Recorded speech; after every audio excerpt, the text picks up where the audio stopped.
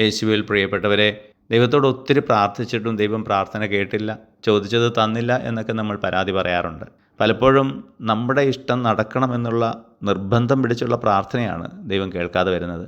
കാരണം ചോദിക്കുന്നത് പലപ്പോഴും നമ്മുടെ നന്മയ്ക്ക് ഉപകരിച്ചെന്ന് വരില്ല, അല്ലെങ്കിൽ അതിനേക്കാൾ മെച്ചമായതെന്തോ ദൈവം നമുക്ക് വേണ്ടി ഒരുക്കി വെച്ചിട്ടുണ്ട്. നാം കാത്തിരിക്കണം.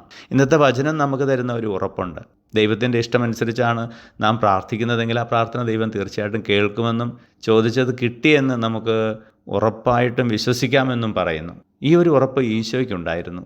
പിതാവ് ദൈവത്തോട് ഓരോ അത്ഭുതം പ്രവർത്തിക്കുന്നതിന് മുമ്പ് അവിടുന്ന് പ്രാർത്ഥിച്ച അവസാനം നന്ദി പറയുമായിരുന്നു. ദൈവമേ, നീ എൻ്റെ പ്രാർത്ഥന കേട്ടതിന് നിനക്ക് നന്ദി എന്ന്.